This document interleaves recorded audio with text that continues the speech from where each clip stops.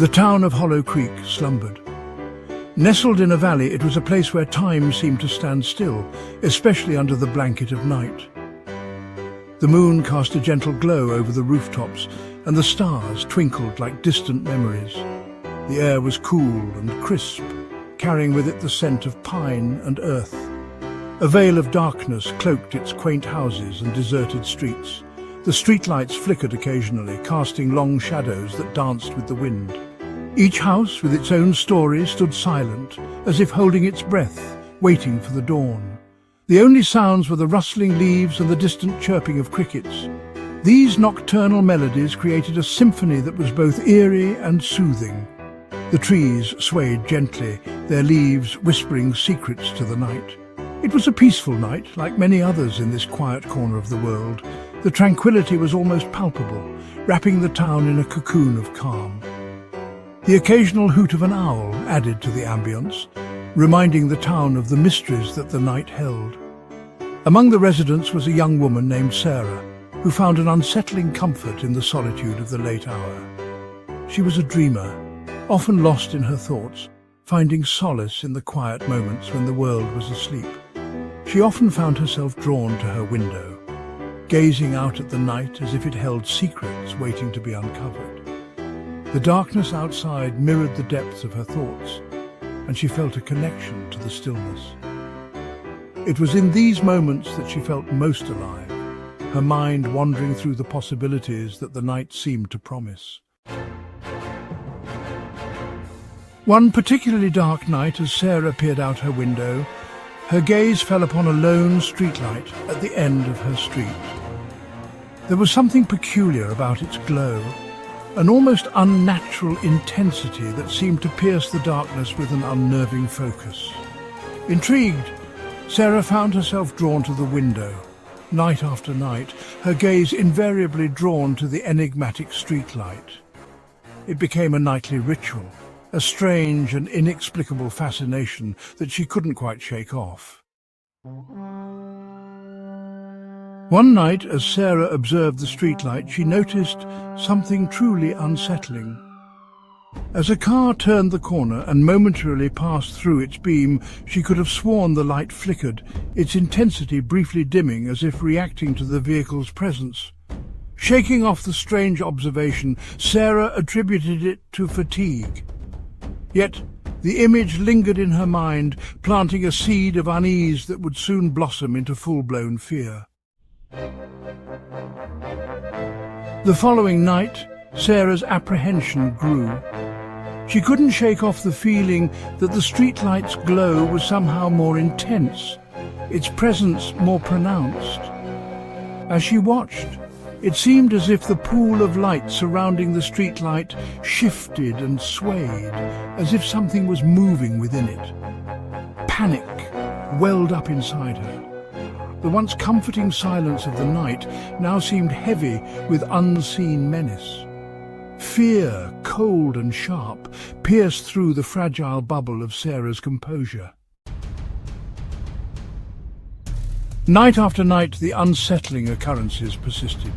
The streetlight's behavior became more erratic, its movements more pronounced.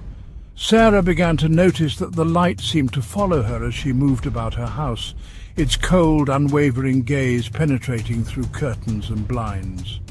Sleep became a distant memory, replaced by a constant state of anxiety and dread.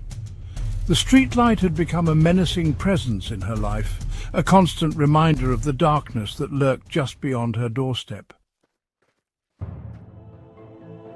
Driven by a desperate need to escape the relentless gaze of the streetlight, Sarah decided to leave her house. The oppressive light had been haunting her for weeks, casting long shadows that seemed to follow her every move. Each night, the glow grew stronger, more invasive, seeping through the curtains and into her dreams. She could no longer distinguish between reality and nightmare. However, as she stepped outside, a wave of dizziness washed over her. The air felt thick, almost tangible, pressing against her chest and making it hard to breathe. Her vision blurred and she stumbled, clutching her head in pain. It was as if the very atmosphere was conspiring to keep her from escaping. The streetlight seemed to pulse with an eerie energy, its light intensifying until it was almost blinding.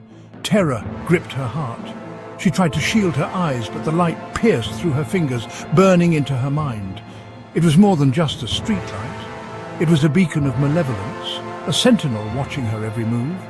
She was trapped, a prisoner within the confines of her own home, unable to escape the relentless surveillance of the streetlight. Every attempt to leave was met with an invisible barrier, a force that pushed her back inside. The walls of her house, once a sanctuary, now felt like a cage, closing in on her with each passing moment, held captive by an unseen force that seemed to emanate from the heart of the menacing streetlight. It was as if the light had a life of its own, a dark consciousness that fed on her fear. She could feel its presence, lurking in the shadows, waiting for the moment when she would finally succumb to its power. The streetlight was not just a source of illumination, it was a harbinger of doom, a reminder that she was never truly alone. One night, fueled by a mixture of fear and morbid curiosity, Sarah decided to confront the source of her torment. Armed with nothing but a flashlight, she cautiously approached the streetlight, her heart pounding in her chest. As she drew closer, the streetlight's intensity increased, bathing the street in an unnatural, almost sickly glow. The air crackled with an unseen energy, sending shivers down Sarah's spine. Standing beneath the streetlight, Sarah felt a strange sense of calm wash over her. The fear that had haunted her for weeks seemed to dissipate, replaced by a sense of resignation. She looked up at the light, its cold, unwavering gaze seemingly piercing her very soul. In that moment, Sarah understood. There was no escape, no reasoning with whatever force controlled the streetlight. It had chosen her, and she was powerless to resist its pull. As the first rays of dawn pierced the darkness, the streetlight finally relented, its light dimming to a dull hum.